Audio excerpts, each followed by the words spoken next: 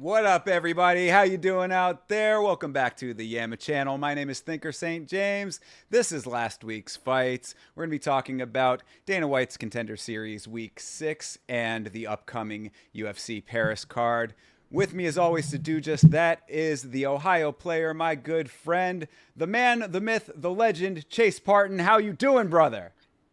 It's another Monday. I can't wait to get into the fights. Obviously, we had a week off. God, I'm ready to be back because the Contender Series is great, guys. I love it, but I haven't been able to watch it live, so it really hasn't hit the same. So when the fights happen that I can watch live, I promise I'm ready to be so much more active. But absolutely. But you did get to watch these, so you know we both have seen all of these fights. And if you were around yesterday, I know John Dong, who's in the chat right now. How you doing, brother? He was there for the stream I did last night to go over some of these fights as well. So we got a little bit of a prediction-y kind of deal going on now. We know some of what's in store for us to a certain extent here. So we're going to be going over every single fight on the Contender Series and going through these fights upcoming in Paris for this weekend. If you have anything that you want to discuss in the chat that is not pertaining to the fights that we're talking about, you can throw it in there. We'll come back to it at a later time in the stream. But to get it started off, the first fight of the Contender Series Week 6 was Dylan Mantello versus Ahmad Hassanzada. What do you think of this fight? I came into this one listening to the stories. For some reason, they didn't show the Afghanistan flag on the promotion. Like it was just a blank, weird little image, and which I find odd. But I did pick him outright. And then when I started watching the fight, that first round was good from him. That first round was really, really good. And then he gassed out immediately. That second round, he had nothing left. So I'm surprised that he pulled out and got the dub because Mantello, he was looking good. Now, okay, let me actually say this: the fact that these two were lightweights was concerning because they're one way too big and way too slow and not skilled enough at all.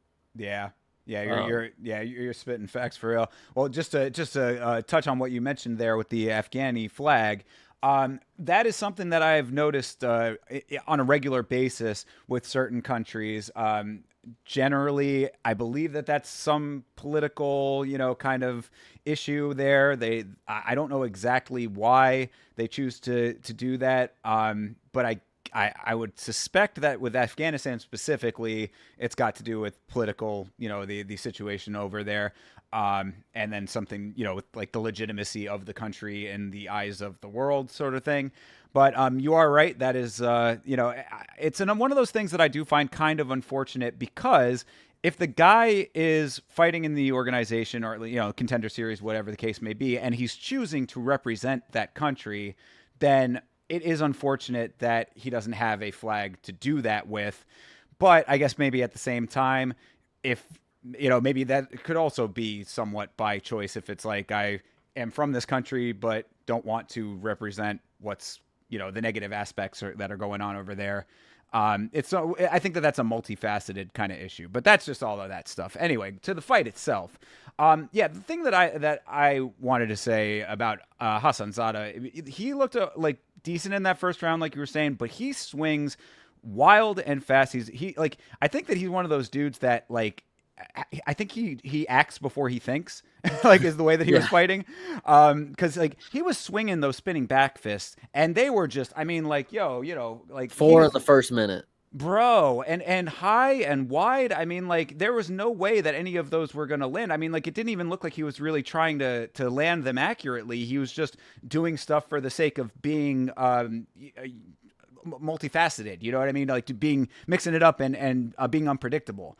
I was like, dude, that's all well and good if you're having a little bit of accuracy with it, but you're just really you're almost breakdancing out there with some of that shit. You know? I mean, like chill out a little bit. You know? Yeah, it was. Listen, now that you're making me remember more of this, because I want to remember his first round was kind of solid. I was thinking this was a great pick by me. Obviously, he was coming in as the favorite. Okay, and it really was just like it looked like, oh, I'm trying to get a contract from Dana White. I need to do a spinning back fist. Like Right. it was, so that was Yeah, bad. very much like a bull in a china shop is what I saw there. But the other note for about Mantello was that he didn't really, to me at least, it didn't look like he was making very good reads because like he has obvious power. I mean, he landed a couple of really heavy shots. Obviously, he dropped him. I mean, that looked like it very well could have been the end of the fight, but obviously it was not. Hassan Zada, recovered and was able to carry on, but towards the end, I mean, he also gassed, like you said, that there was certainly a little bit of a skill issue with both these guys. I think I was not super impressed by either of them. The Afghani toughness shone through, and he was able to get that rear naked choke, which was kind of amazing, all things considered. But Dana at the end, when he was giving out the contracts, did say that he thought it was Mantello's fight to lose, and I definitely agree with him. Unfortunately for him, he did lose it. We'll talk about all of the people that got contracts at the end, but I will say that this guy getting one compared to one of the other dudes who did not get one was a little surprising to me. We'll talk about that when we come to it. Yeah, I think I would like to know is Metello one, like you said, I'm trying to think, like it just didn't look like he knew what he was doing out there at times. Stand in front of him and like in the break between the rounds, the coach even told him like what to do, and he's like before or after, and he's like, I don't care, like just do it, just like punch him either way, do the move I'm telling you. Yeah, for So sure. it was like it's like he just wasn't naturally like instinctual with the sport. You see that Yeah. very often, but you oftentimes see people who just come in naturally know what to do, like Raul Rosas Jr. Like he just knows, knock people out, choke them out, blah blah blah blah blah. For sure, and yeah, and that is a kind of a good point as well. That because he was getting that cornering from the Serra-Longo team. I mean, he's a Serra-Longo product. Obviously, Serra-Longo has graduated some extremely high level fighters. One of which is a champion right now, just won his belt on the Noche card. So, he's obviously getting the right training theoretically, but. I would agree. I think that there's just a little bit of a skill gap there. And it is the Contender Series, I mean, he's the type of guy that could certainly go out and get better and come back and put on a great show going forward, I would think. No, well, I want to interject right there. That Sure. note you just made, okay? He's the type of guy that can go out, get better, come back, and do. He was already supposed to do that. Like he came in. This is his second attempt in the Contender Series. This is actually two people who lost already. Good This point. is two Forgot people who about lost that. already. He went out. I'm pretty sure they said he was 2-1 since coming back to the Contender Series. And like my point is like, if you know that that's not enough experience, that you're thinking like, why is Dana letting these people come back? Like Torres Finney, he went out and got no outside experience before coming back. Why did they allow him? Like, why didn't they say, no, you're not coming on the Contender Series because you need more experience. We already told you that. And I get to a point, it's like, I want to, anything can happen. They can surprise me a different night. But these ones right here, it's like, there's a reason you didn't make it the first time. Yep, I stand corrected. You are correct about that, and that is a good point too. Yeah, it is one of those deals. I mean, I guess there are only so many fighters in the world who are even potentially at that level, maybe. Or also so many fighters who are able to make it to Vegas with all of the world restrictions and travel and everything that's involved with that. Yeah, I mean, I think that there probably are other guys that are going to be coming up and doing it better. Even some of the guys who may be on their second attempt. We'll see. Like you said, Torres Finney getting his third shot. Perhaps he's going to learn from those first two, maybe.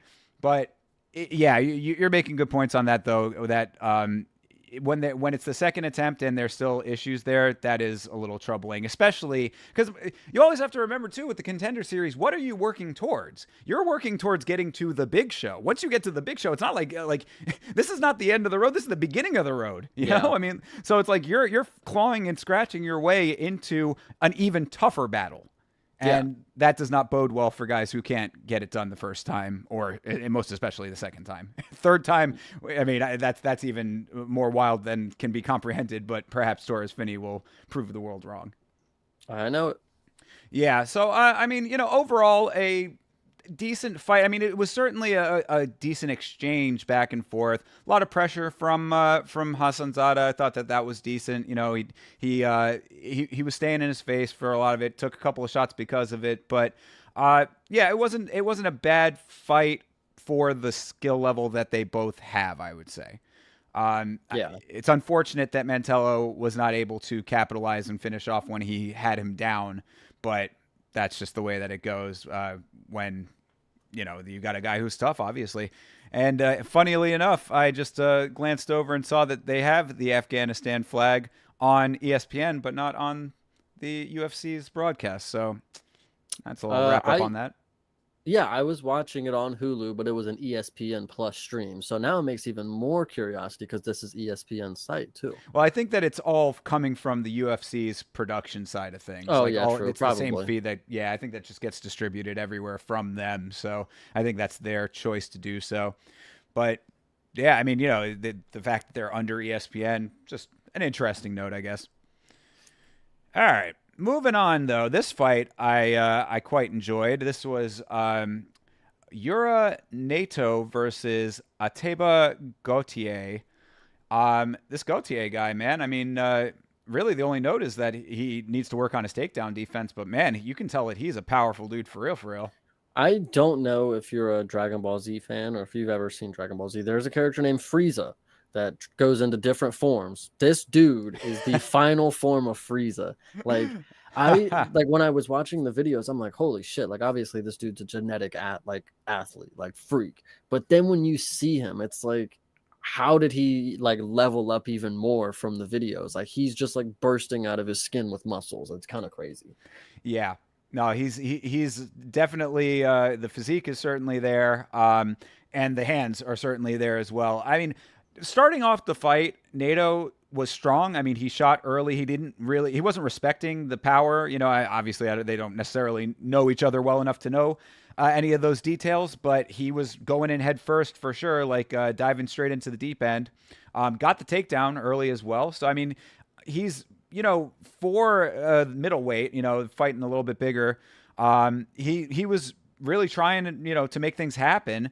But when Gautier dropped him in the second, I mean, it was that was the beginning of the end for sure. He did go down. It might have been smarter to try to get him to stand up. We were talking about that yesterday a good amount, where the merits of going to the ground with him rather than just letting him stand up. I don't think it necessarily benefited him in the moment, but he was able to stay the course through NATO's defense and got the victory thereafter. So worked out in the end. NATO was so impressive in this. I'm gonna talk about, like, he had so many good things that he did, like mixed wise. He came in as a karate black belt. I expected this dude was gonna be kind of goofy, not gonna lie. Like, karate, sometimes these people, if they're not Stephen Thompson and fucking MVP, like, I didn't think I was going to see a dude come in here and show some elite takedowns. Like, it was kind of impressive how he was locking the leg up and like tripping him down. Like, he wanted these takedowns. And like you said, he was ready to stand in front of him and trade at a time. And this is a dude who really kind of looks pudgy. Like, he could drop a weight class most likely and be very, very good if he can't handle the power. But honestly, this is just, again, genetic freak that you just got punched by. Just don't even worry about this one. You're going to come back and do really, really good. I bet he's coming on the UFC very soon.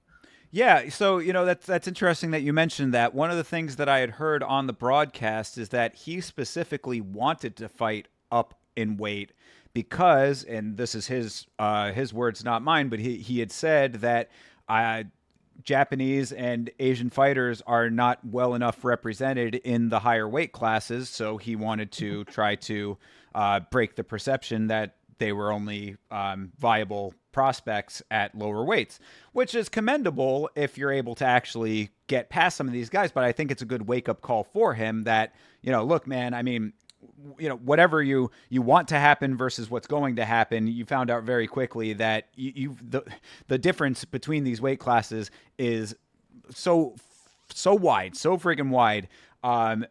Just by those couple of pounds that separates them. You think that it's not that big of a deal. It's a huge deal.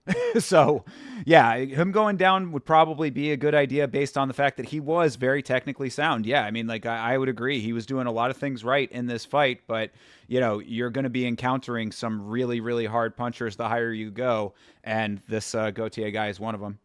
Yeah, and honestly, I'm actually frustrated looking at the numbers that they tallied up for this fight, because this is going to be one of those things that they look back and they're going to be like, oh, this Gutierrez guy, he butchered this guy. Like, he knocked him out in the second round. It's like they gave 14 strikes for my boy Nato. That is ridiculous, because he was, in my opinion, he was whooping him up until one strike that knocked him out, of course, like that knocked him unconscious.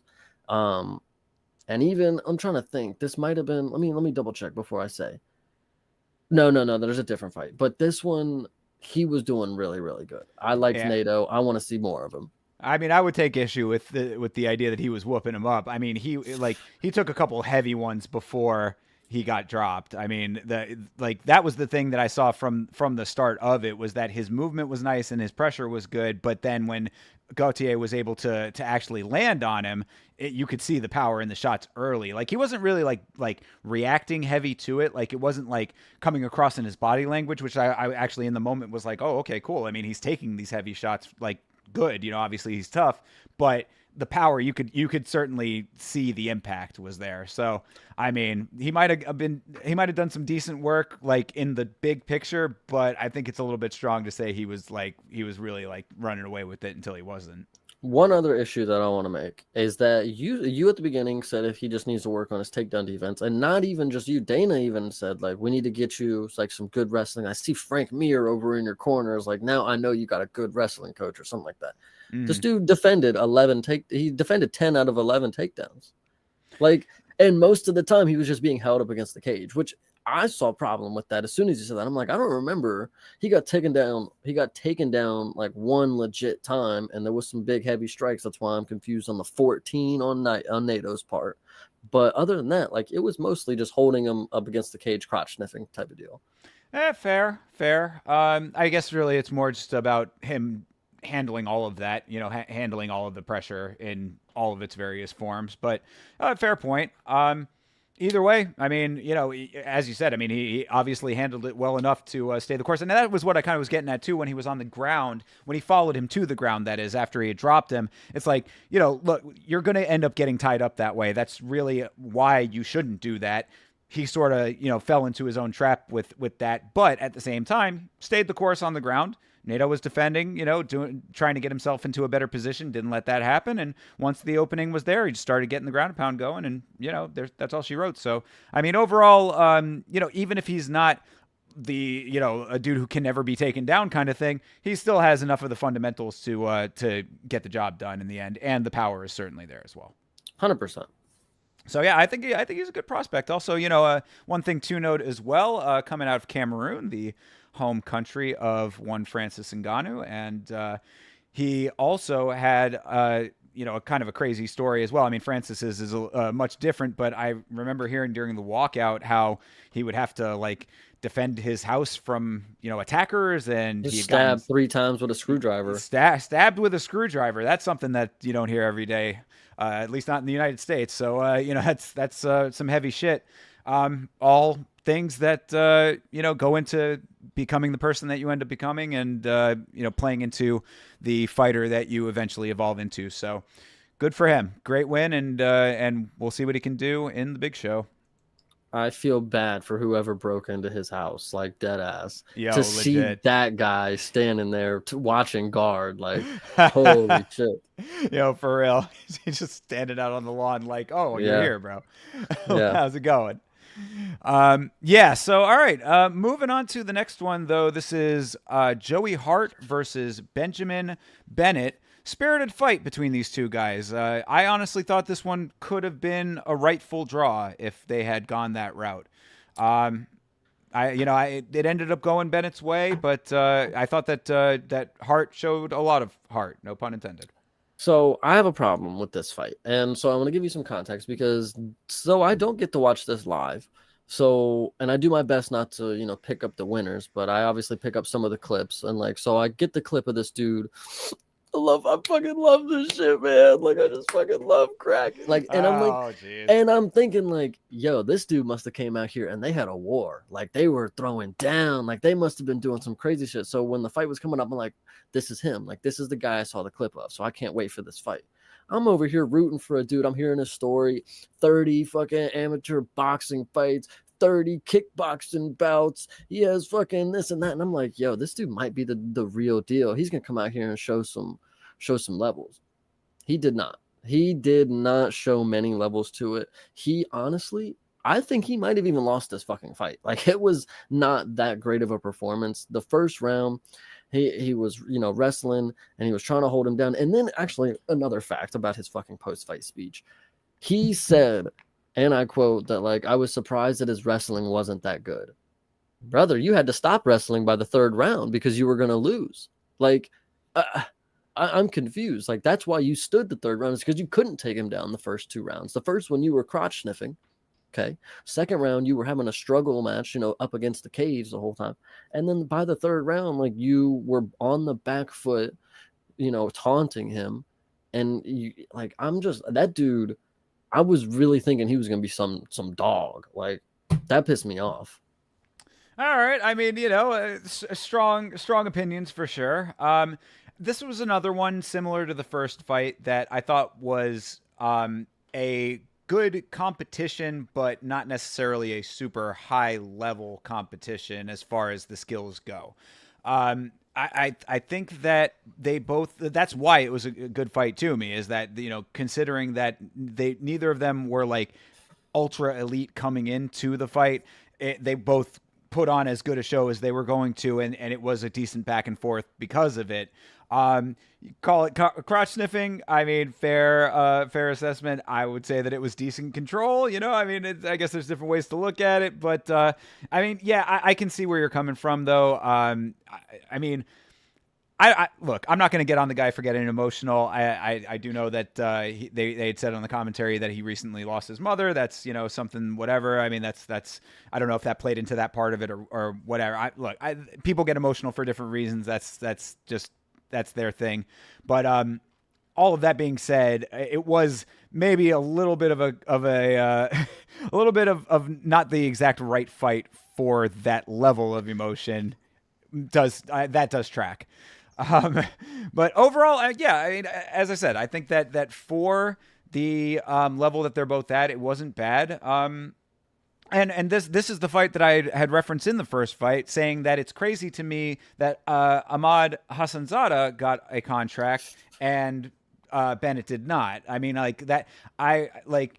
Again, we can talk about all of the ones getting contracts a little bit later, but it like, because the fights to me were somewhat similar in their quality level, I don't really know what. I think it was Sean Shelby who wanted Hassanzada. Yep. I don't. It didn't really make too much sense to me when I heard that. I don't really know what he saw in him specifically that made him want him, but overall, it is what it is.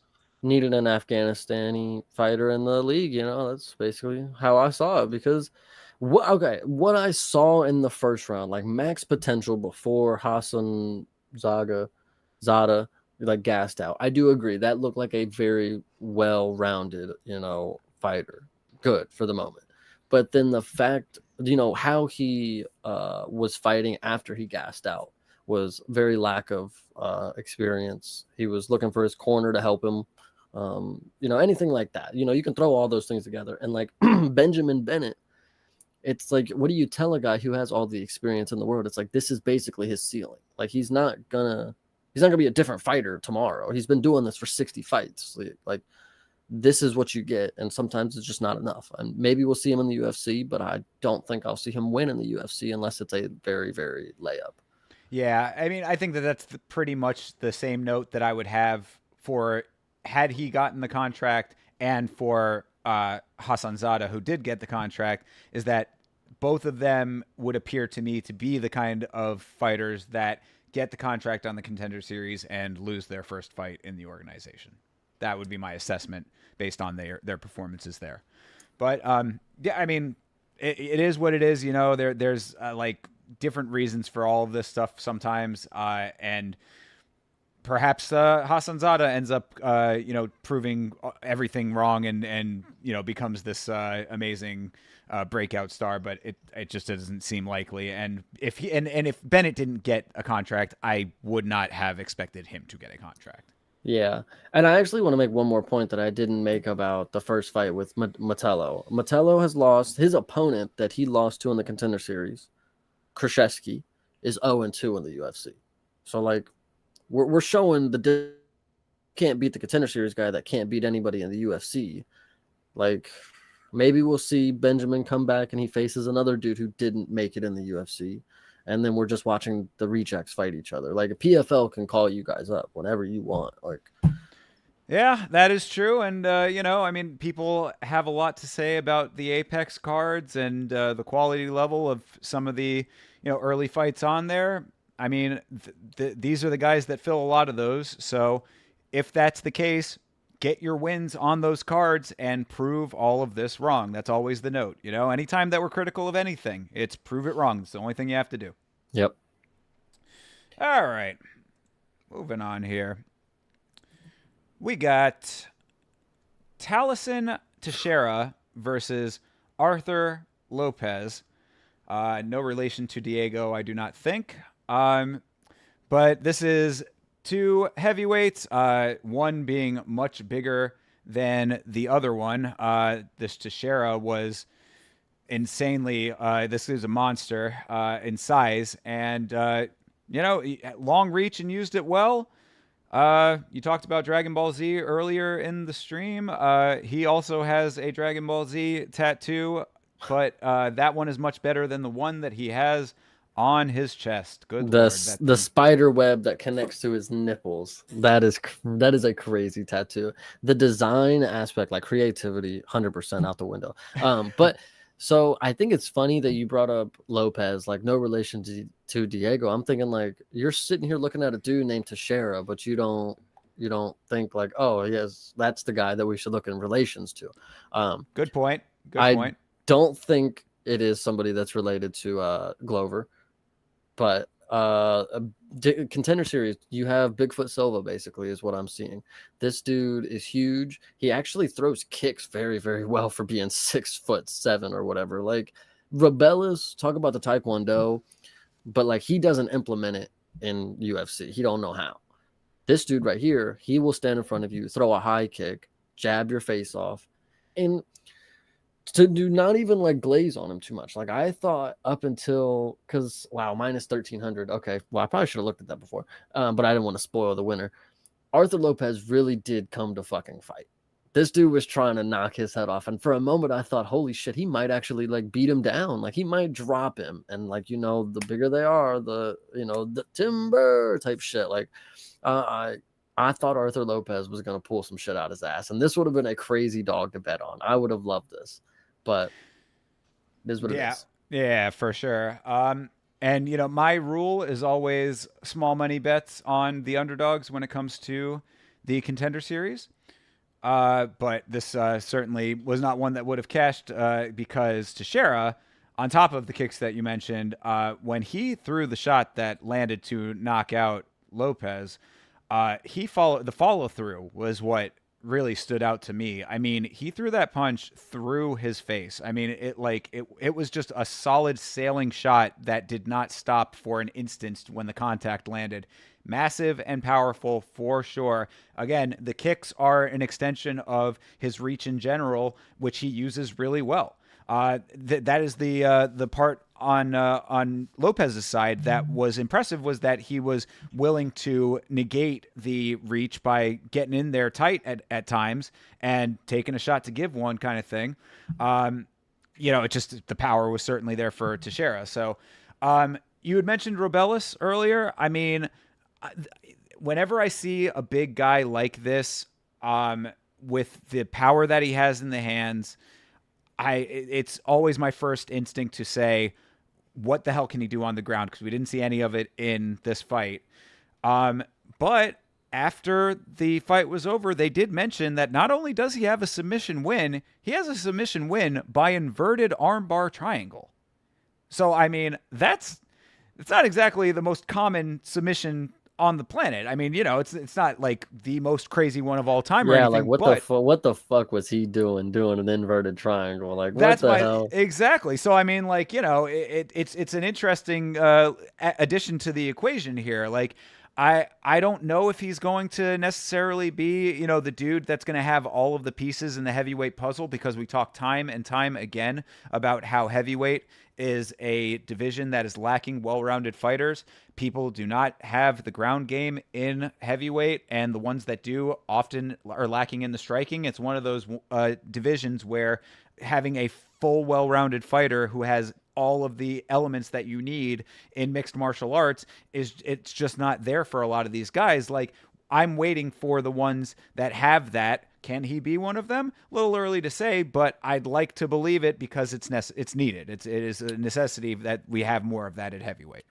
I would like to point out also, I've misremembered with a different fight earlier when I almost said it, but this one right here was 100% an early stoppage as well. This one was he dropped him, right? Okay, initially he's out. He hits the mat and he gets punched once. I agree. He gets punched once and he was still out. But then he's covered up and he's good and he was ready to be back in it. We had this one fucking ref, Coleman, Gary Coleman, I guess. Gary Copeland, yeah. Gary Coleman is a different person. Coleman, the fucking ref. And that dude obviously jumped the gun. He was tasked to be reffing one of the largest people he's ever seen, So I know he was like, oh my God, he's going to kill him if I don't step in, But either way, he got the win. Shout out Teixeira. Yeah, for sure. I would agree with that to an extent. It did look slightly early. I mean, I don't know if Lopez was necessarily like right back in it. I mean, he did, like, he wasn't like down. I mean, he did get back up like relatively quickly after it was stopped, but it probably could have gone for a shot or two more. I would have been okay with that. Either way, the win was there, like you said. And, yeah, I mean, really just going back to the point I was making before, I like, whether or not he can knock a dude out seems to be a foregone conclusion here, based on this and the rest of his, undefeated record. But can he hang on the ground is going to be the biggest question. I would be hesitant to put any money on him initially, even though he is huge and has knockout power, of course. I would be a little bit hesitant before I see him on the ground. Yeah, 100%. So, all right. Moving right along here. This goes by fast, but we are already at the featured fight of the Contender Series for Week 6. This is Aaron Toe, I believe is how it's pronounced, and Elijah Smith. I thought Elijah Smith looked great in this fight up until that third round, and even in that third round, I thought that he held it together pretty well, considering that Toe apparently was saving everything for that third round. Yeah, I think it was Dana. He might have been the one who said it best. Toe came out in the first round doing bullshit, taunting, having a fun time, and then he realized, like, oh, I'm the underclassed one here. I'm not the one that's going to come out here and drop bombs. Like, I have to actually do something. Second round, it was getting a little more competitive. Third round, of course, he did come out swinging. It is crazy to me to think Kyle Carl-France is a 5'4" flyweight, and he is so undersized. This dude is a 5'4" bantamweight. He's never going to not be undersized. This is a very glaring problem because Elijah Smith while he did look good and was styling on him, I didn't see like this is next level. I didn't see like this is somebody who was trained by a UFC fighter their whole life kind of deal. Like this is just an average, not average, but this is, Contender Series competition. This is somebody that I could see any other week. This isn't LeBron James' son. I know Gilbert Smith is not LeBron. Like, this isn't some sort of blessing down, in my opinion. Well, I mean, I thought that he looked pretty goddamn good. I was liking his style. I thought that he moved really nicely. He had that really nice hip toss in the first Facts. round. He almost got the finish in the second round with the anaconda choke. I mean, I thought that his technique was really solid. I mean, sure, he's young to the game. I mean, like a lot of these guys. 22? Did they say, or is that I think the they might person? have. No, I think it might have been him. He's. I mean, it's a good question. Actually, do they have his age on here? I don't know if they have a page for him. No, that's that's fucking the Cameroon dude. Goddamn, 22 for him, man. Jesus, 3 years younger than me. That guy's ridiculous. Yeah, let's see what he's got going on here. Yeah, he's 22 too, though. Oh my goodness. Okay. So there you go.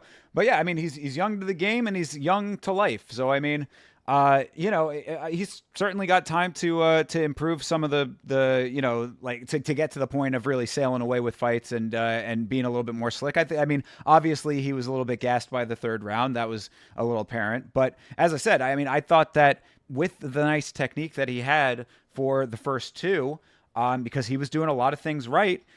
When he was in more of a firefight, because Toe was really turning it up in that third round, I thought that he stayed with it pretty well. I don't think that it was one of those deals where it's like, Toe was playing possum to the point of getting him, where he wanted him to be and was able to run away with it. Obviously, he didn't. I was really satisfied overall with the way that Smith was fighting. I mean, is he going to come in and just soar his way to a title? Probably not. But I mean, I could definitely see him, getting a couple of wins and starting to become somebody over the course of his career after he now has his contract. Yeah, I get you. It's kind of funny that. Yeah. I don't mean. So it's actually kind of funny. So one of the random seasons of Tough that I also watched, like Gilbert Smith. Like I know who this dude is. Like it's kind of crazy. So when I saw Elijah Smith, I was like, Elijah Smith, like son of Gilbert Smith. I'm like, wow, okay, like I know something here. Gilbert Smith, I kind of like that dude in the season. He was cool, and then now his son. So absolutely. And he was in his corner, giving him some decent cornering advice. I thought I remember hearing some of his some of the stuff that he was telling him. I was like, okay, I mean, you're getting good high level advice from from a dude who knows what he's talking about.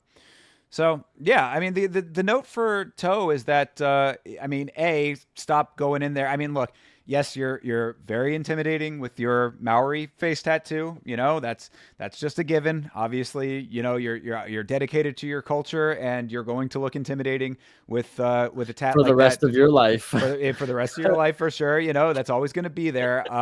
But you can't be going in there thinking that you're going to basically mentally break every guy that you're against. These are also fighters too. I mean, I'm sure that there are guys that back home, I mean, even back home, I would think that probably it's a little bit more common, coming from Australia, New Zealand. I mean, like that's where the culture is. So I would think that there are probably more people with tattoos like that there, and probably more fighters that are at least acclimated to seeing that across from them. So, you can't come in here thinking that you're going to smile your way through things and take your guy down just off of mind games alone. It's not the way that it's going to work in here. And on top of that, you can't come in as wild as he was. I mean, he's another one that was just really like going in there, like just trying to swing heavy with no, to me at least, didn't look like much of a solid like strategic game plan. It was more like, I'm going to be the bigger, badder guy. I'm sorry, buddy. That's not how it's going to fly in the UFC. Everybody's the bigger, badder guy, I mean, and he's not even the bigger guy. So anytime I see these guys, like these really small, really stocky built dudes, and we go back to Tough, the random seasons that I've seen, there's a season with Nate Diaz, this dude named Manny Gamburian. If you know who this guy is. I know the Manville name, the yeah. Anvil. Dude, he was like 5'5". I think he was a lightweight, man. This dude was so fucking small, but like I just can't imagine, like, I don't know, like I just can't imagine much success for these guys. And like as a small guy myself, like I hate to break it to you, like I'm not about to go be no fucking lightweight fucking contender. Like it's just not about to happen. Like Yeah, I mean, you know, it depends on a lot of factors, of course. Um, I mean, I think like a guy like Torres Finney is one of the dudes that might have a better shot at it, but he doesn't use any of the like. If he has any power in his hands, you wouldn't know it. You know what I mean? Like I think that's his biggest problem. A guy like Toe here, I think maybe with a little bit of a stronger technical game, there's possible potential there. But that I think is the bigger issue here than the size. I would venture to say that some of the undersized guys can still do pretty well, and especially if you're fighting in the lower weight classes. You got to have all of your ducks in a row when you have a glaring deficit in one way, shape, or form. That's just the bottom line for anybody, but especially for guys when the deficit is so glaring. So, you know, I mean, I don't think that it's necessarily a hard and fast rule that these smaller guys can't get the job done. It's just you have to be that much better than the thing that's holding you back. 100%. There you go. So that is week 6 of Dana White's Contender Series, season 8. Before we move on to the Paris card coming up this weekend, I see that there's a whole lot of conversation going on in the chat. What are we looking at here? They want me to give my pick on Max versus Ilya. Okay. And I'm going to go ahead and give it to you right now. I'm going to say it's a draw. Hate to break it to you guys. Wow, you're going straight down the middle, huh? Yeah, it's got to be, man. I can't have Max lose. I mean, yeah, you know, so I'm seeing what's going on as well. Subscription or not, my dude, I cannot not ride with Max Holloway personally. So, what I had said yesterday, like, I'll give you the full context here before we move on. What I had said yesterday when this basic question was asked as well was that I don't believe that Ilya has been tested in a way that a champion needs to be tested yet. And what I was saying was, if you go back through Ilya's record and look at the fights that he's had up until the point where he's at now, he's had a couple of okay opponents, you know, some that are better than others. I mean, you know, one of those I highlighted in there was the Ryan Hall fight. I mean, you can't judge a champion level fighter off of a dude who's going to Umanori roll through an entire round to the point where Ilya basically just looks down at him and bops him in the nose to finish the fight. Take that one out of the equation. If you go back through the record, the opponents have been a decent level, but not all contender level. You know what I mean? Like guys who are going to be like challenging in the way that a champion would be challenged. And sadly enough, he caught Volk at a time when Volk was his most vulnerable. So all of that to me says that the experience and the current version of Max Holloway, who, if you saw the BMF fight, you know that was the rarest form Max Holloway that we've ever seen in the cage, in my opinion. I mean, he looked like he had figured everything out that he needed to get figured out. It was all there for him. I think that is going to be the test that Ilya definitely needs to prove that he's championship material, you know, that he's champion material. That is going to prove it more than the fight that got him the belt. Is he going to get completely washed? I don't think so. I mean, Ilya is certainly skilled, but yet again, I must always bring this up anytime that I talk about Ilya Topuria. The man has not thrown a kick inside the UFC ever, not once. So I'm just saying that, you know, these shots that he lands are strong and powerful. He's extremely accurate with his hands. Max Holloway is a total package. So before we move on, I will make this one last point. If minus 225 is what they got Ilya right now, I need you to go ahead and bet your life on Max and just call it there, because it's going to become really close by the time the fight actually comes. It'll be more of a coin flip, I feel. Yeah, I would agree with that. If you're going to put money on Max, put it on now. Maybe not bet your house on it, but you know, a little short money would not be a stupid decision in my opinion.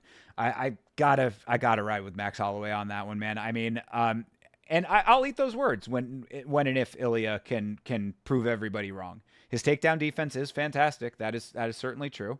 You don't need that against Max, though. I mean, it's a good point. So, yeah, I mean, this is all of what we're saying basically tells the story. So, I apologize. Hey, Amir. All right, man. Well, I appreciate that level-headed decision of yours, even if we don't see eye to eye on the fight. But as I said, I am more than ready to walk back everything when Ilya gets the job done, if he does. Yeah.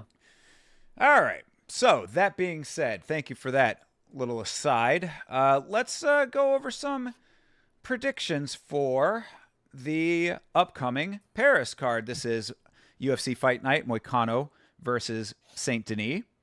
And as I had mentioned, I did a little stream last night to break down some of these fights as far as where my head was going to be at. So I have a decent, cursory knowledge at this point coming into these fights to make somewhat of an educated decision, I think.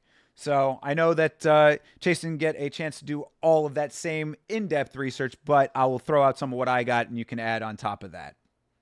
Good deal. So first off, we got Balaji Oki versus Chris Duncan. Oki is out of Belgium. Duncan is out of Scotland.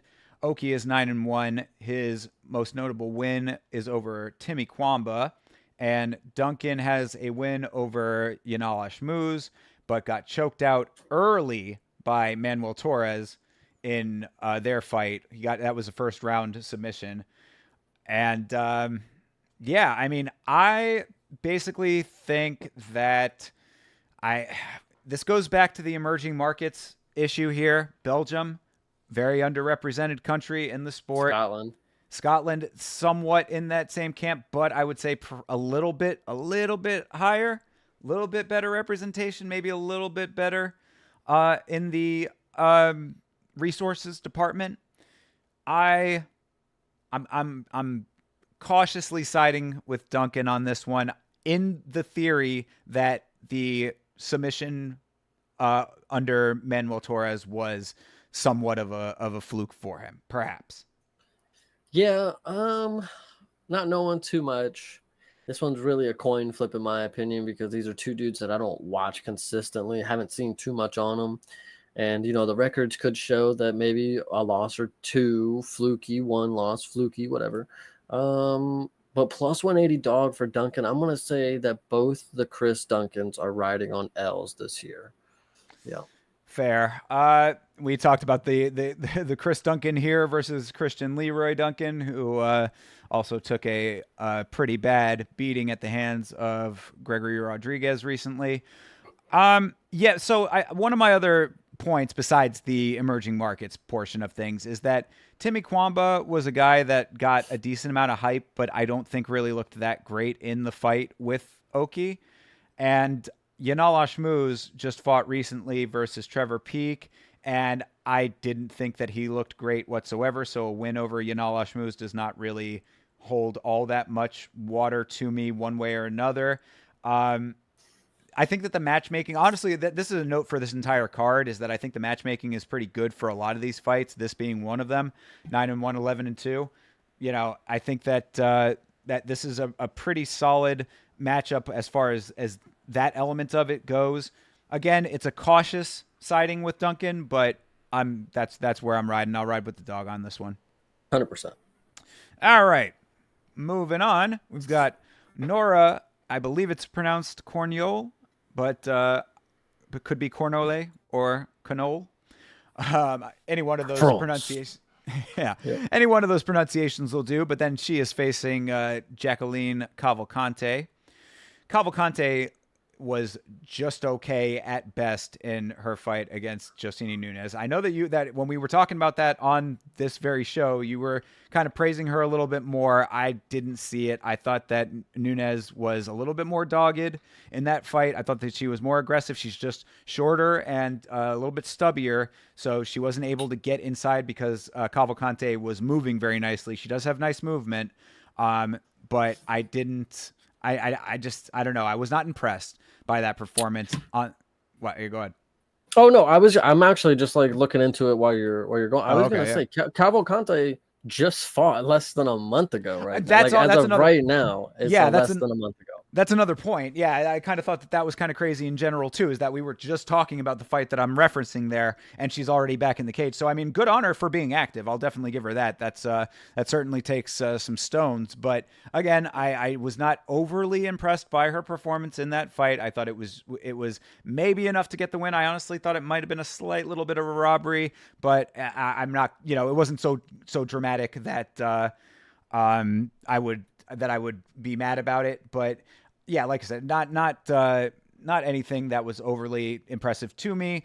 But on the other side of this equation, you have Nora, who knocked out Melissa Mullins, who looked really, really good in her fight, the fight prior to that. I thought that Mullins was one to keep an eye on. She's a fighter out of England. You don't see too many female fighters out of England. I know we got Molly McCann, but that's somewhat more rare, I would say. I mean, there's probably a couple more you can name, but you know, on the whole, if you're going to have fighters coming out of England, it's generally males. So I took note of that. I said, oh, Melissa Mullins. Okay, let me keep an eye on her because she got a decent win in her fight previous to this, and then she got pretty much demolished by some knees and some kicks from Nora. So I am going to be riding with Nora on this one. Nora Cognol winning over Jacqueline Cavalcante. I'm trying to think. There's no way this is. I don't think this is the girl that I think it is. Corniol. I'm trying to think. How did she finish her? Do you remember? Do you remember how it went? Knees and kicks. She was like kicking her up against the cage and like kicking the shit out of her. Yes, no. I think it was the, because I feel like I think it was the knees that started it, and then a victory by knee. Yeah, so yeah, I feel like she head kicked her and like that might have been it. Out of her and, like, kicked her in the head again or something. She was doing some crazy shit. So if this is the girl that I think it is, she might be a lock because rabid animal, and she is coming off of a fucking finish. But she is kind of old. She's 34, and you know she's just now getting into her career, so maybe she'll have an early run. But Cavalcante, I don't necessarily like, because we see a lot of the same. Like it's hard sometimes when you see people who fight very similar and they just kind of fade into like one fucking stereotype of a fighter. So like I've seen Cavalcante, I know what she fights like, but she didn't impress me. Like if I remember who this Nora girl is, if this is the girl that I remember, she impressed me, and she's going to be something. If this is, she might have a quick run is what I think is going to happen. So we'll see. For sure. Yeah. I mean, the Mullins victory is the one that stuck out more to me because her other notable win was over Jocelyn Edwards. And that is, I mean, pretty much everybody should be able to do that. Jocelyn Edwards should not be in the UFC, in my opinion. I think she's either been cut or should be on the verge of being cut. But the Mullins performance was enough to sway me for sure. So I think that she is absolutely the one I am going with based on my research there. All right. Cool. Oh, sorry. I want to make one more. Please go ahead. So you're going with Nora, right? I am. You're going with. Okay, going with France. I want to make one last point, is that Cavalcante's style lends to her benefit when she is the taller, longer fighter, which she is in this fight. So she could point her way all the way to decision and make the home crowd mad because Nora can't get on the inside to drop these, knees or bombs, whatever she's about to do. It honestly, victory by knee is kind of a rarity. I hate to feel like that because we don't see it very often, especially with women. And especially the sequence that I remember, if this is her, again, can't really promise it, but if this is her, the sequence that happened, it was kind of a once in a she pulled off some shit kind of deal. I don't know if she'll be able to do that again. I'm going to go with Cavalcante for that reason. Fair enough. Yeah, what I would say to that is that the height difference is definitely not as dramatic as it Yeah. was with Nunes, and also I think that that Nora's one who will probably be a little bit more willing to go in there and close the distance a little bit like harder. I mean, it's about cutting Cavalcante off because you're right, she does move very well and she could point from the outside, but Nora just needs to go in there and make it dirty. That's the name of the game on this one. Don't let her have the routes to move. That she needs to cut her off at the pass. So if she does that, then I think she's got a good shot of it. But I can understand the reasoning. Yeah. All right. So next up here, Daniel Barres from Spain versus Victor Altamirano from Mexico. Altamirano coming off of 2 losses, 1 split decision, 1 unanimous decision loss. Barres lost to Jafil Filio in the first round of their. Was it the first round? I'm pretty sure it was a first round submission in their fight. That is Jafil Filio, the preacher. So I like the matchmaking on this one as well, but this is a kind of a tough one to call with those factors in play. I'm riding with Altamirano on this one. I that's really kind of a more of a feeling than anything else, but I think that if I thought that the first fight, the Oki versus Duncan, if I thought that the Duncan loss was a fluke, I don't necessarily think that the Filio loss for Barres was as fluky. At least that's my reasoning. Gotcha. So, do you have any opinions on that one? Honestly, no. I was like looking through it. You talked about the losses, and the only thing that stood out to me, and I want to make this point. I know we've never talked about it, and it has nothing to do with either of these dudes. But Victor has lost to Felipe dos Santos, right? I know, okay, and then he has also lost to Daniel Lacerda. These dudes are the same fucking person to me. I swear to you, I swear to God, I'm like doing side by sides of them right now, and I'm clicking back and forth. It's like I dead ass thought the dude changed his name. Like for the longest time, I'm seeing Felipe dos Santos, and then I'm like Daniel Lacerda. Like what the fuck is this? Like they look exactly the same. That's the only thing I have to take away from it. Probably wouldn't even give a pick on this fight because it's just a coin flip. Like who knows? Yeah, fair. Well, I will ride with Altamirano because if he lost to the same guy twice, then perhaps a different guy will be the shakeup that he needs. Literally. All right. Well, if you had no opinion about that fight, well, I'm sure that you're going to have an opinion about this one. This is Daria Zelezniakova versus Eileen Perez, the queen of twerking out of Argentina. What do you think, my man? Zelezniakova, she looks like the off-brand version of baby Shevchenko, not Shevchenko. Like she's like 4 tiers down type of deal. You know, we have Dudakova and then we got this girl, but this is going to be easy for my girl Eileen. Well, this is a weird matchup to be on the France card, like Russia, Argentina. Like I thought Spain. Okay, it's close, but like Russia, Argentina is kind of weird. But either way, Eileen gonna come out here and get some new French fans. That's basically what they're doing here. They're trying to take her international. They're like, you can't be twerking in Vegas no more. France it is. Well, I knew that on the Sunday stream when I was doing the research on this one, that this was going to be one where we were going to have a little bit of a disagreement here. So Perez is coming off of a 3-fight win streak, but the wins that she has on that streak, not overly impressive when 2 of them are Pudilova and Jocelyn Edwards again. I'm telling you, like Jocelyn Edwards popping up again, it's not an impressive win. Daria is on a 2-fight win streak. Not, I mean, only one of those was in the UFC, but her win in the UFC was over Montserrat Reardon. I think that that's a slightly more impressive one. Maybe not like, stars and bars, but to me, it speaks a little bit louder than wins over Pudilova and Jocelyn Edwards. I don't So, I don't think it's the wins necessarily that matter. I think it's how she's doing it. for sure. Eileen has the style that once she gets a hold of you, the round is ending with her on top of you. And she's able to do that at a very high level, especially with the low ranking that she's at. She might not even be ranked. She's not ranked. No, she might have just beat Jocelyn. Jocelyn maybe was 15. No, that maybe no way. No. No. Neither of them are ranked. But her style lends to benefit until she gets to higher level competition. We just saw Tracy Cortez lose because she wasn't able to get a hold of Rose. Once Eileen is kept on the outside and they're just going to pop her face off and low kick and do all that, then she's not going to have that success. Maybe Daria is going to come out here and cook like I just laid the plan out for her. But I think Fiona she's a tank, man. I'm curious to see her get like some big shots landed on her, because I do think she'll have a chin on her. I think she's fine.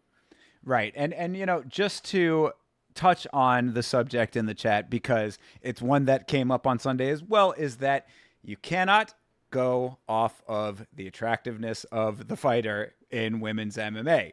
That is a recipe for losing money. I don't think Chase is doing that, but I'm just saying that as a general note to anybody out there listening. You cannot go off of attractiveness level the same way that you cannot go off of dislikability. Physique. Well, yeah, you're right. Or physique is another good one. Yeah, I was gonna say more like a punchable face for men. I mean, Brandon Allen. Yeah, right. Exactly. We'll talk about that when we get to it for sure. But yeah, this is just a general note for anybody out there, because there are people who will legitimately, and I've heard that, I'm not just blowing smoke here. I mean, I'm talking like stuff that I have heard in my chat before, people saying like, I don't know either of these girls, so I'm just going for the more attractive one. That is a recipe for disaster if you're actually putting money down. So just a general note there. But all of that being said, I do think that Perez has the ability to make it dirtier. I think that Selezniakova is slightly more proficient if she can actually get to the ground. Like if it's just going to be clinch heavy and pressure and all that kind of stuff, then I would give that to Perez. But I think that if it goes down to the ground, I think that there might be some decent scrambles that Daria can get a handle on and maybe come out on top of. That's where my gut's at with that. I just know that the haters are lurking for the day that Eileen loses, and it's maybe not going to be convincingly, or maybe it is. And they are just yelling at her to stop shaking her ass and get in the fucking gym. Like, that's coming. So I understand she's got like a target. Like there's some aura to be taken out here. But I just don't think it's this one. I think Eileen's going to get a 4-fight win streak. We see that. That's common, easy. 4-fight win streak in the UFC, like no big deal, especially the way she's doing it. She's not taking heavy damage. Like, cool, easy. I'm going to stick to my guns, of course. I mean, all of that being said, she is a minus 270 on this on ESPN's odds, so perhaps a good pick.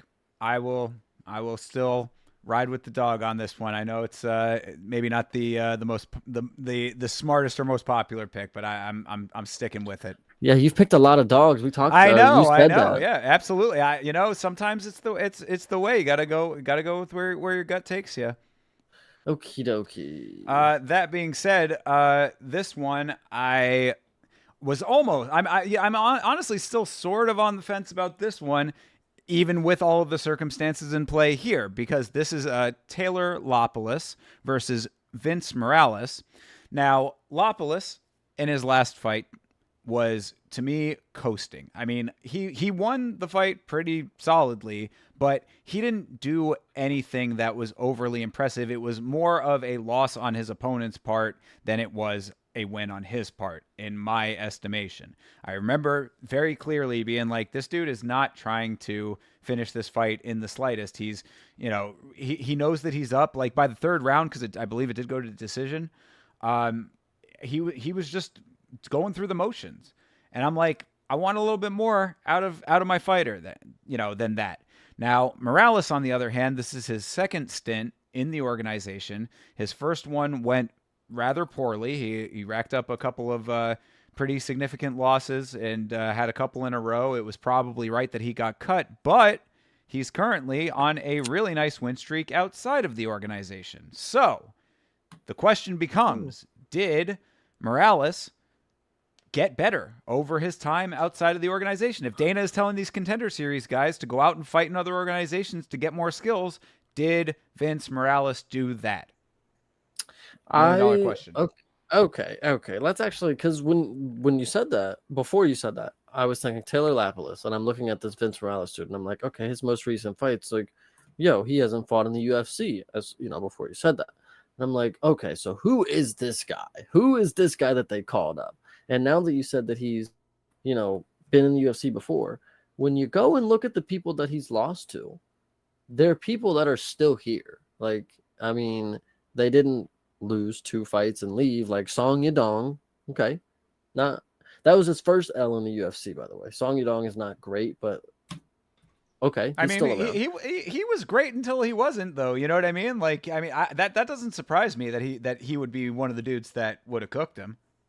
So Chris Gutierrez, that's still, somebody around. Jonathan Martinez, he just fought Jose Aldo. Like, what the fuck? Anyway, right. Miles Johns, he's about to fight he's got a fight night headline, doesn't he? Something like that. I don't think it's a headline. Yeah, no, maybe it is.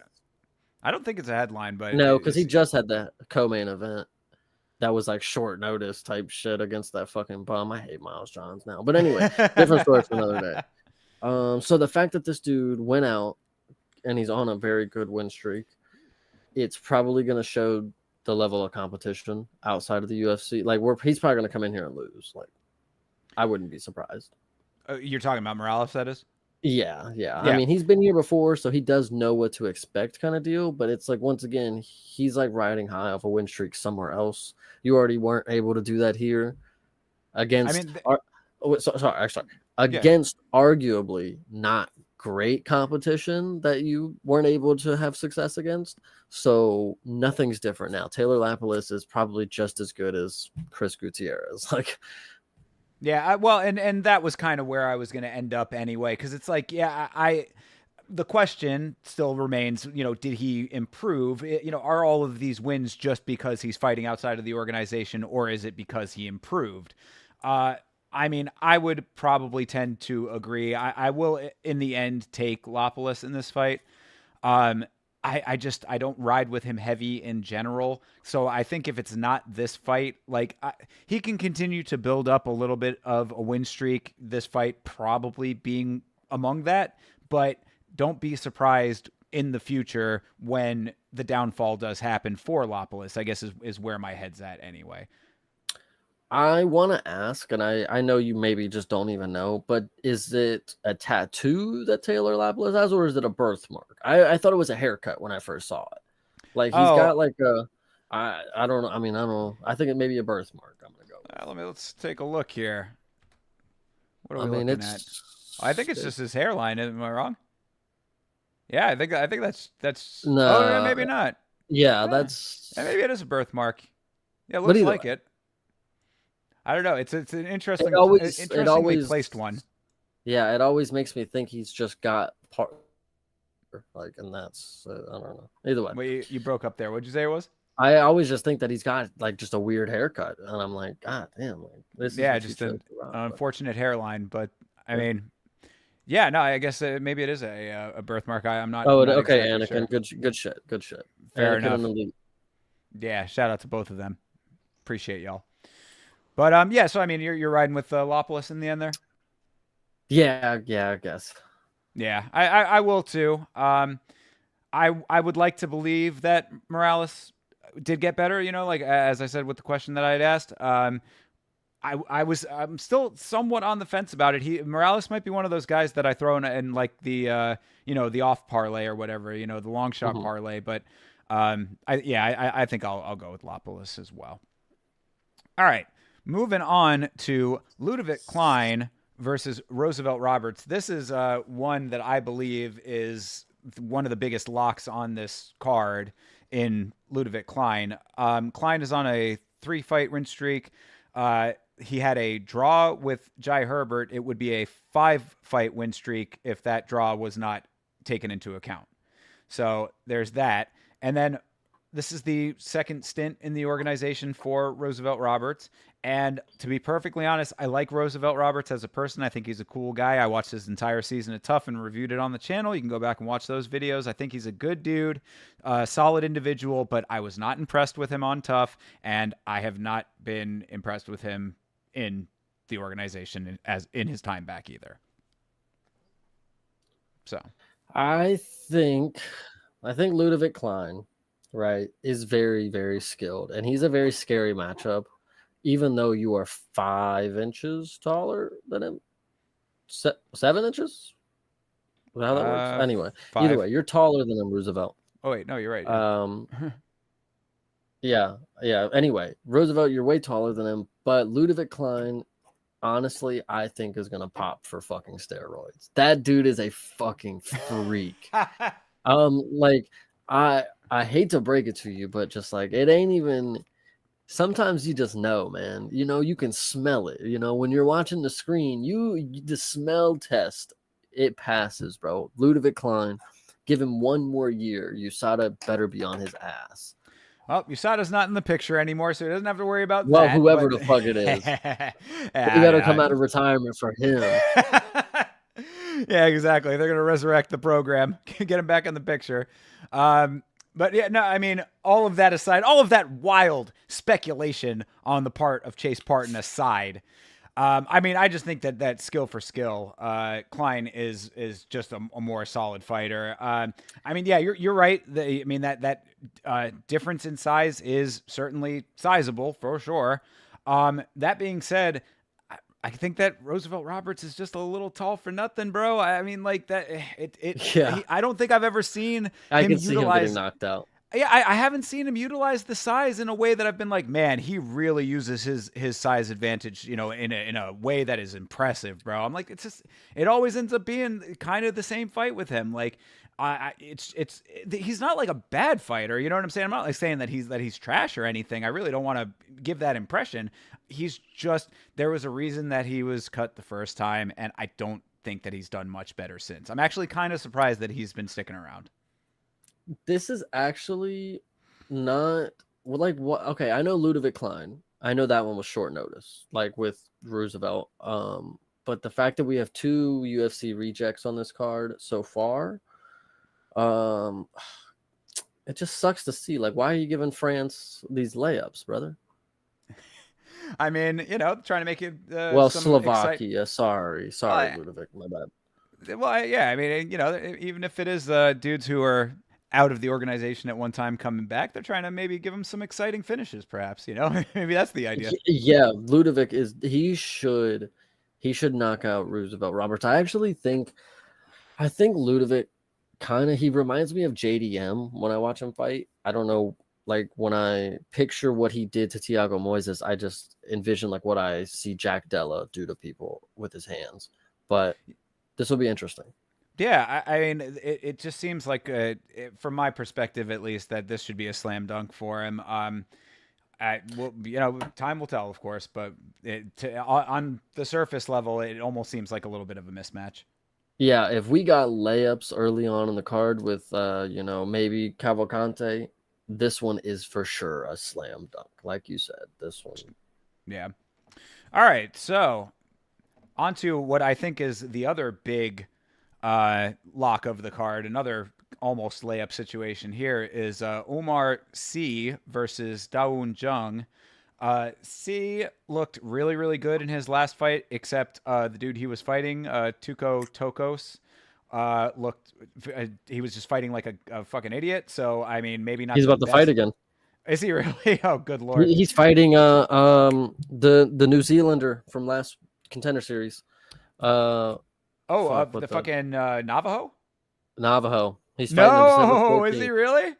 December 14th. I'm pretty sure that's who it Ooh, is. all right. Well, then I will be there in person to watch him be a fucking moron again. Because Yeah, yeah, this adds up. Now that Omar's light heavyweight. If he fought Turcos, that adds up for Navajo. Yep. yeah, hell yeah, awesome. Well, that's great information for me to have. Appreciate that. Yeah, I thought that all of Tokos aside, regardless, I thought C's wrestling looked really nice. And then you add in the fact that C also has knockouts on his record, a bunch of them. So I mean, like honestly, you go and look at Omar C's record. He's got a pretty goddamn decent resume. I mean, like because that's the thing. A lot of times with these guys who are newer to the organization, it's always who are they fighting? What was the method of victory? If you've got a million decisions over, way low level fighters, what does that really signal to me? Well, in this case, it's not that. I mean, this dude has been out here finishing motherfuckers. So I think that this should be a walk in the park compared to Dawoon Jung, who, I mean, he's been spotty at best. A couple of losses that don't really hold up that well. I think that this is an example of the organization feeding the old guy to the up and comer. Yeah, and Omar, we don't talk about many styles that come from France, but the style that Omar has is completely different from anybody else that comes from France. He has the wrestling that he has, like we talk about American wrestling or sambo. This dude can make something French related to wrestling, and if he gets people on board with it, they could be some really good fucking wrestlers up there because he will just grab onto you. And I get also, I think I talked about this before. He has a unique build. He has super long legs, super long arms. He can just drape over you. He's hard to deal with, especially with 6'4". I know the other dude's 6'4". I'm looking at it now too, but I think he's gonna wrestle him down. And like you said, he's got some knockouts and he's got some subs, but I don't know, man. I can only see him just. He's so dominant at wrestling. Why would you not start there? And then if that doesn't happen, then I guess we got to figure it out on the feet. Like, it's got to be that way. Yeah, no, absolutely. I mean, I was saying on the Sunday stream that I don't want to speak too soon because he is somewhat new to the organization, but he might be a guy to keep an eye on for bigger and better things coming up. I mean, what I had said too, because we were saying, oh, this could be like a really, big stage, big showtime kind of moment for him. I don't necessarily think that Dawoon Jung is like, a name that's going to get you a huge amount of acclaim for the win, but it's certainly another step in the right direction if he gets this win, which he is a heavy favorite in this fight. So I would think that all these factors that we've just mentioned equal up to that. After this win, I would think that it would probably be time, even though he is, I think that this will only be like his second, maybe his third fight in the organization. It's one of the two. Even with that being said, I would say jump him up to a not a ranked opponent or anything like that, but he should get a Johnny Walker matchup, definitely. I mean, something along those lines would be appropriate to me. I would say so. Yeah, I think a Johnny Walker, if not him specifically, someone like him, a guy who has been in the conversation at one point, someone who has had a number next to his name in the past, I think that would be appropriate because I think that there could be some big things for him in the future. I think you made a great point. The names build anything for Omar. That's why I feel like this is a lob in front of the hometown. It's like, just get him a win. So by the time he gets around to his ranked opponent, oh, he's on a 4-fight win streak rather than a 3-fight win streak, or maybe they have him another lob here, whatever. So he'll have 2 kind of stat padded kind of wins right there. But I think Anakin made a great point. Subbed by subbed by Carlos Ulberg is pretty crazy. So Umar should be able to get us up here, 100%. Yeah, I agree. I mean, that's what I was kind of getting at a little bit with Dawoon Jung's record. I mean, it's just the losses are not great ones, man. I mean, there's a couple in there that you see the names and you're just like, ooh, that doesn't really age too well. So. And honestly, I mean, really, even though he's only 30, I mean, there's still some time for him to improve. But I mean, he's just been on the backslide for a little minute here. I mean, or at least checkered for a little minute. I don't really see too much of a forward progression for him in general. That's my current assessment anyway.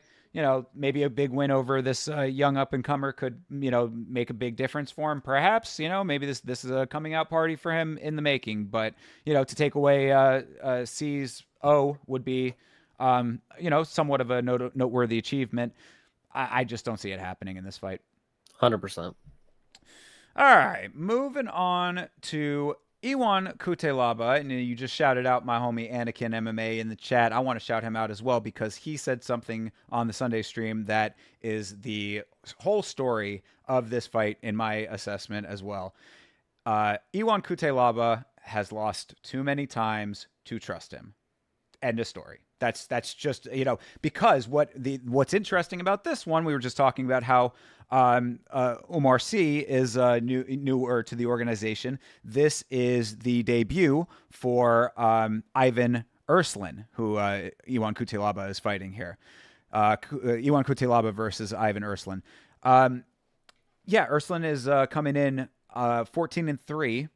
So, I mean, this is a guy who's been around for a little minute. He was fighting, I believe, in KSW, which is a pretty noteworthy organization. A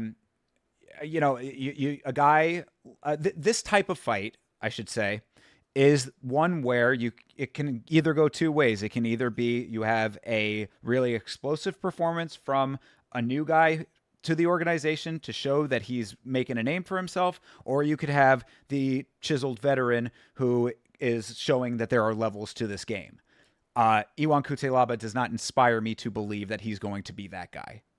One thing I will note is if you are pronouncing his name right, that's why he should lose. That is crazy. But the thing I want to say is this is a fight right here. And if you're listening, please hear me straight. The Ivan Erslan dude is a plus 105 right now. I need you to lock it in because I just looked up pictures of this dude. And when the weigh-ins happen, you will understand why the coin is flipped.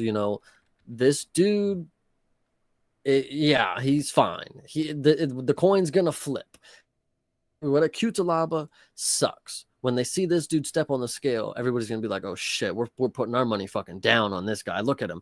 He's built like a tank. Croatia, come on. Yeah, training at ATT as well. So I feel like I've seen him before. Hold on. That's not him at the bottom there, bottom left for your screen. I mean, with the where's this? Why do I feel like I know this dude, or is it just every bald bearded white guy? Okay. You tell me. Either way, I think they're gonna quickly change the odds on this because, like you said, Kutelaba fucking sucks. He's the type of dude that fakes getting rattled and the ref has to stop it. Like that's crazy. Yeah, that's one of those things that's never going to he's never going to really be able to live down. But I think the other thing that he won't be able to live down is I didn't add this second part. Sorry. He's not going to be able to live down getting the rematch and then getting knocked out. That's the craziest part about it. Yeah, for sure. Absolutely. Yeah, I mean, it really all goes back to what I said at the start of this portion here. I mean, he's lost to... Oh, bro, really? Okay, I guess we're... Sorry, guys. I guess we had a little bit of a drop there. Oh, well, here comes the conversation with Restream yet again. Oh, boy, because, man, we were doing real good there for a minute. Man. All right, well, unfortunate.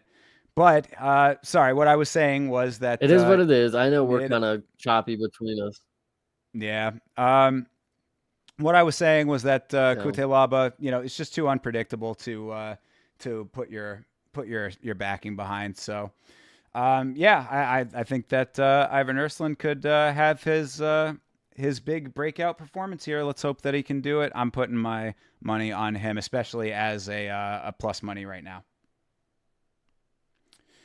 All right. 100%. Yep. Moving on. Fares Zayam versus Matt Frivola, the Steamroller. 3-fight win streak. Yeah, we're dropping again. Sorry. I know. I'm amazed. I am amazed, man. I apologize. Sorry, everybody. I mean, thought we had this all figured out. We were going so well for a minute there. Zaim is now minus 125. Yeah, I mean he's a minus 120 on here, and even money on Matt Frivola. They're saying it's a bit of a pick 'em basically. I'm going with the American muscle on this one. I'm riding with Matt Frivola. Yep, I think that's perfect because he got his win streak snapped by a Frenchman. Coming back in France, gonna take this back, get back on the horse. And I feel bad because the only time I've seen Matt Frivola is literally him getting his head kicked off by BSD. So Yep. it sucks, but I'm ready to see a comeback. Yeah, for sure. And I mean, and he's had some decent ones aside from that, of course. You know, I mean, Matt Frivola is a pretty solid fighter in a general sense, I would say. Decently well rounded, I would venture. Zaim could pull it off, but I'll ride with Matt on that one. All right. 100%. Yeah, not too much else to say about that one anyway.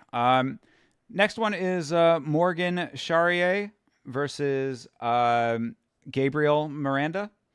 Charrier coming off of a loss to Chepe Mariscal. And Gabriel Miranda, only loss is to Benoit Saint-Denis in his last 4. So yet another one. Oh, wait. Yeah. Crazy.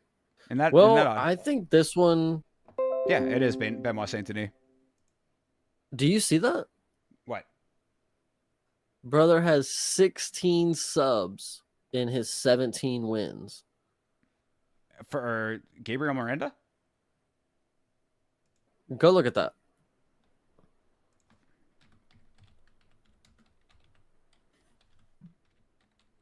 Yeah, I got his tap. Yeah, that's what ESPN has. Is this something that we missed? Like, this dude obviously is going to come out here in a first round sub. Like, whoa. For sure. I mean, yeah, submission. Yeah, bro. Well, it's yeah, dude. Fucking A. Wow, I guess it is something that we fucking Sherry. Let's see.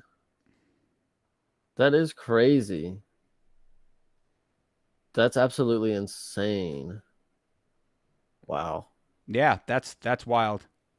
Yeah, I definitely must have missed that. I did not pick up on that on the stream yesterday.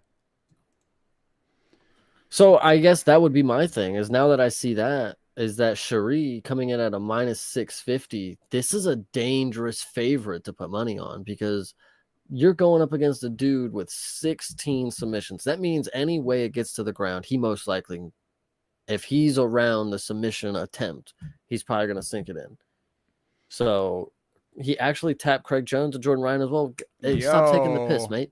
So yeah, for real. No, he's lying. He's bullshitting. Oh, no. Okay, cool. Yeah, I was just Morgan saying, Jesus Christ, man. I think this is dangerous right here, but this would be some good money if you just listen. He's already a plus 425 dog. Gabriel Miranda by submission.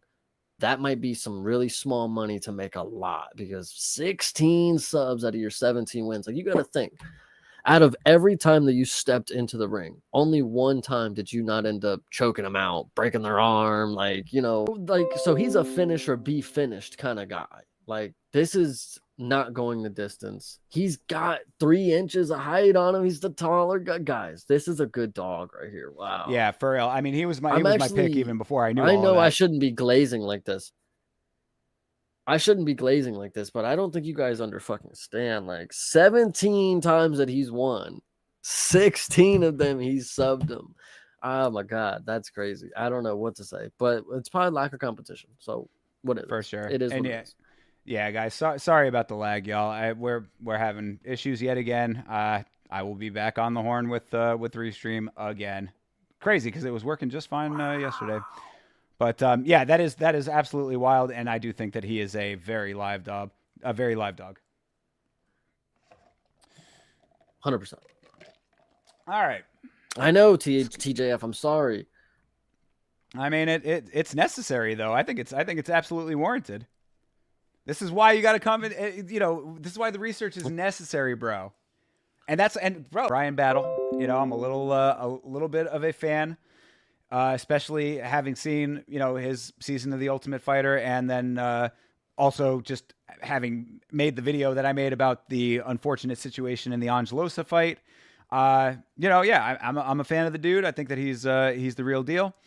And his only loss, aside from his debut, is against Fakhretdinov, which, you can say, I you can kind of take that either way, but, no, yeah, go ahead.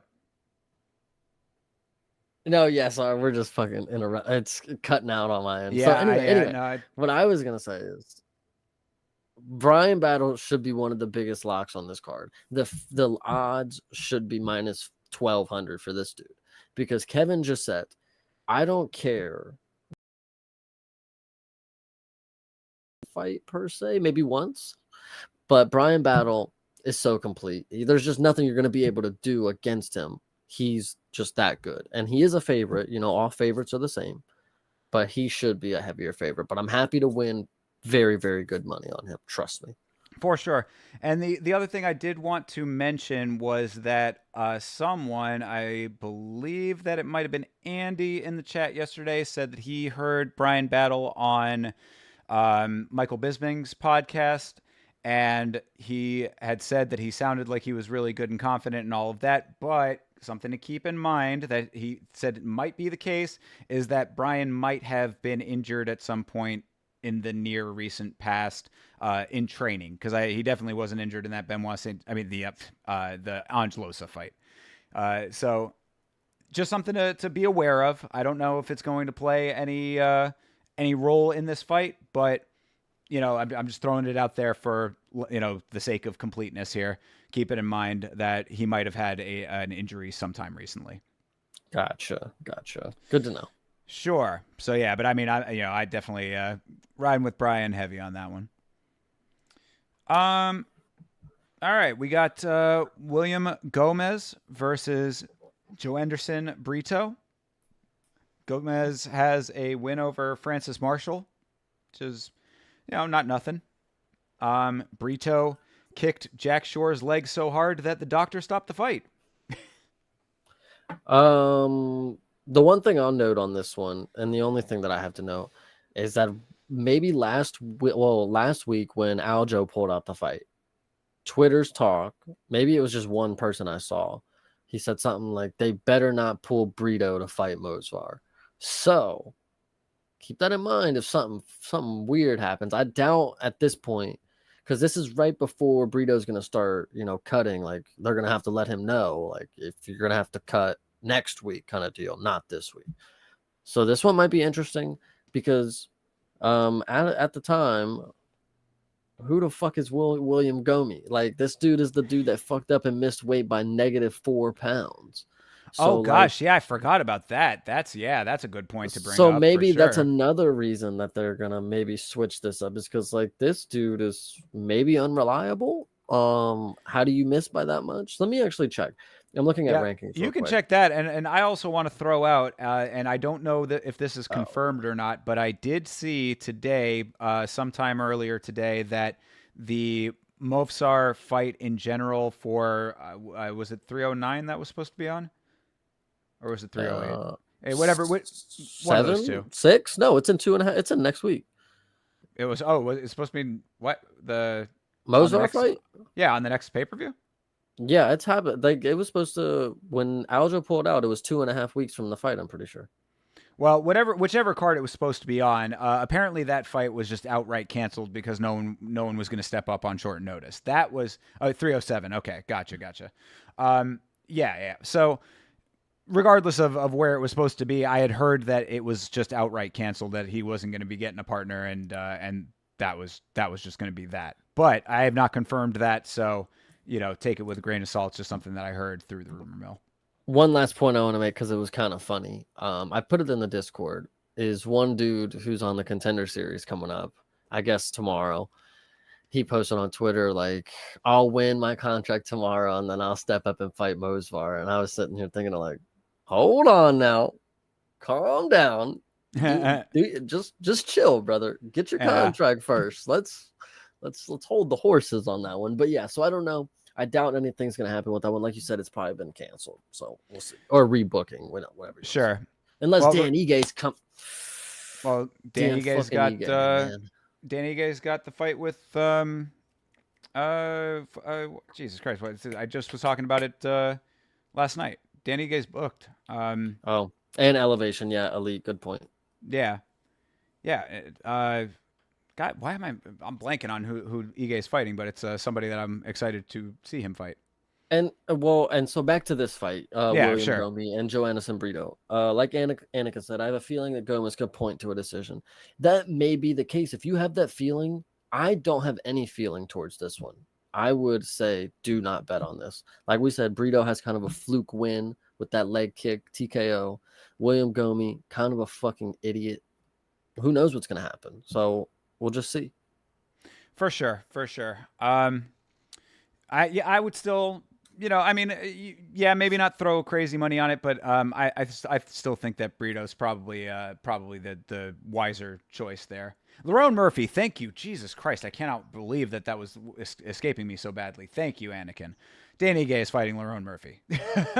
But as far as this fight that we are in theory talking about here, William Gomez versus Joanderson Brito, I would say that Brito's probably gonna take this. That would make the most sense to me. All right.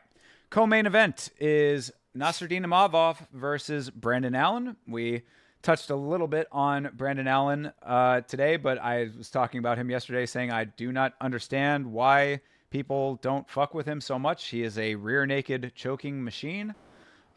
This dude, I don't see any reason to not ride with him, but he just doesn't seem to be a very popular guy. I mean, granted, he got in a brawl with fucking Marvin Vittori in a casino, but I don't know how that factors into anything. He's winning his fights. I think the other side of the coin is that Nasruddin Imavov, to me, is not as good as his ranking would suggest.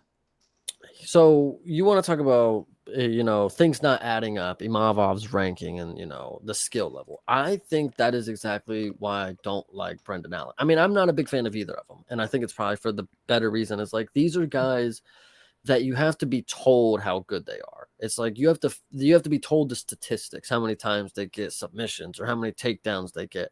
You're not watching it, and I'm not seeing greatness like they present to me. These are guys that their analytics will tell you that they're greater than the eye is like showing. I don't think either of them have like the greatest skill ever. They can do their things very well. I think this is a very even matchup. They both do a lot of similar things, in my opinion. But I don't know. Brendan Allen, I just don't see greatness. Like I'm telling you, I think Chris Curtis won that matchup, and Chris Curtis arguably isn't even like that fucking great. Like he can only, and Brendan Allen almost lost to him. So that's just my opinion. Sorry, you cut out for me. What did you say that he did, or that he could do? Chris Curtis can only box, basically. To an extent, he's just boxing you the entire time. And if Brendan Allen is skating by on somebody as one-dimensional as Chris Curtis has been fighting, like it's just not a good look. I don't want to hear how many finishes he's had, or blah blah blah blah blah. Fair enough. I mean, I can see the thought pattern there. I can see the logic in it. If that's the case, then I think that you're really making that same case on both sides of the coin. Yeah, for sure. And if that's the way of it, then I would, I'll still ride with Brendan Allen for that exact reason. I mean, I've seen Imavov fight a number of times. Now, granted, we all know what happened in the fight with Jared Cannonier. We can never know now how that would have played out had it not been stopped early. But either way, it's Jared Cannonier in the changing of the guard era that we're in right now. I mean, on the tail end of his time here, having lost that fight and then gone on to, even though it was a complete all-out war, going on to another loss against Caio Bahaio. So, I say all of that to say that Imavov has not added up to the number 4 that is next to his name, in my opinion. And I just think that Brendan Allen has what it takes to get the job done against him specifically. Will he be able to replicate that going forward thereafter? That's a good question, but we are in a shake-up territory at the moment. We're in that time of the sport. Middleweight is certainly one of the divisions that has been going through those changes. So, as of right now, it just makes sense to me that these guys would be vying for higher spots while other guys are shaking out. I think honestly, when you get to these higher ranked co-main and main event matchups, anything that is close to a plus 200 dog, you might as well figure that's almost, that's good money to make right there, because anybody really can win at the top of this game, and plus 200 or plus 190 for Brendan Allen, it is disrespectful. Like, that is a card for the dogs. I mean, as far as what I'm seeing, I mean, there's been a couple of them that I'm like pretty decently locked in with. But yeah, I would say that this would be among them, at least as of what my gut's telling me. yeah. We'll obviously we'll see what ends up happening come day of. But all right, main event is Benoit Saint-Denis versus Renato Moicano. Renato is what I would consider selectively impressive. He's got a good resume, but there are a few caveats on it. What I was saying last night is that a loss to RDA in 2023, I believe it was, or 2022 maybe. Not the greatest in the world, but a good couple of wins thereafter on top of that. Nearly lost to Jalen Turner, except that was because Jalen Turner basically gave that fight away. So is Renato Moicano skilled? Yes. Is he Benoit Saint-Denis level of acumen in, at least when striking is concerned? I definitely would say no. As far as wrestling goes and grappling, I think that'll probably be interesting if it goes that route, but we'll see if Benoit Saint-Denis is going to let it get there. I think after 300, Moicano's stock was at the highest it has ever been. He needed money. Now he's got his money. There's nothing driving him now. It's like, what is a $12,000 check going to do for me when I can just go on my podcast and churn in $15,000 in donations? Like, anything like that. It's like Benoit Saint-Denis, though. He's he's on the last fight of the night. His home country got to win, because I'm on, coming off an L. People are riding high on me. I'm the favorite. You got to get this one done. And what was the last thing I wanted to mention is that, the cards are looking good for Benoit too. He's the younger fighter. He's had more time to rest. So I'm leaning towards BSD, even though I do like Moicano. I know people are going to root for him since he's a big dog, which is disrespectful, but BSD is kind of a madman. Yeah, I would take some issue with the lack of hunger in Moicano. I mean, I think that he still wants to be competitive. I think that his stock drops even with his outside of the cage ventures if he's not living up to his perceived value in the cage. But overall, I mean, if you're going to skill for skill, I mean, I definitely the aggression is going to be there on Saint Denis' side, way more so. Yeah. I would say. I mean, that guy, he walks forward and does not stop walking forward. I mean, he is a pressure fighter, but he's pressure with punches. You know what I'm saying? So that being said, I mean, I always go back to the sequence in the Dustin Poirier fight where he had him in the clinch and he was throwing those knees, just bombing knees. I was like, that's the type of stuff that, like, that's what you see from a dude who can back up the aggression that he has, Because, like, we see it all the time when somebody rushes in head first and doesn't have anything to back it up. Actually, I mean, that fucking, that Tao guy from, Toe from the Contender series is an example of how that looks when there's nothing to really back that up. Benoit Saint-Denis, on the other hand, I mean, this dude can fucking walk the walk over here. So, I mean, I just think that he's just a level above. I don't think that the Dustin Poirier loss is indicative of where he's at skill-wise in totality, and I don't really think that Moicano is at the level that he's at. I mean, it's crazy to say because, I mean, Moicano's been around for longer. He's fought some really, really great guys. He's got some really good wins over some great guys. But it's, it's just the levels deal right now with the two of them. I think Benoit is higher. 100%. So there you go. That is the UFC Fight Night, Moicano versus Saint-Denis. That will be taking place this weekend, y'all. From what I'm seeing, I guess it's going to be on Paris time, so it's the starting at noon our time. That's good to know. Yeah, I'm glad that I caught that before we wrap here. But we, of course, will be doing our individual watch-alongs for this card. I will be right here on the Yama channel with the Vitz King. Chase will be on his solo watch-along. And Chase, I know that you can tell them where they can find you. You can find me on YouTube at youtube.com/@CPSmalls. And then on Twitter, you can find me at twitter.com/@CreativePartin, PARTIN. Make sure you follow my boy. I am at Yama Show on all social media as well. New video is out on the channel right now. It is going over Noche UFC. Gotten some decent response to that. So check it out. Like it if you like it. Dislike it if you don't. Make sure you say hey on the watch-alongs. And tomorrow I will not be live for the Contender series. Unfortunately, I have a prior engagement, but I am hoping to do Wednesday for the rewatch.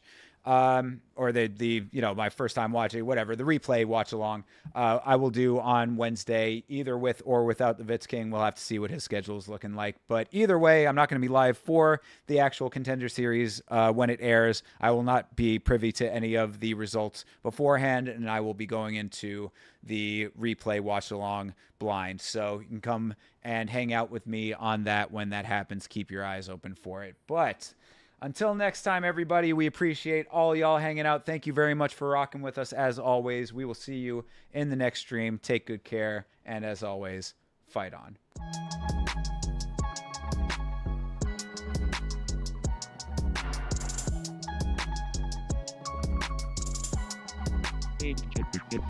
Hey.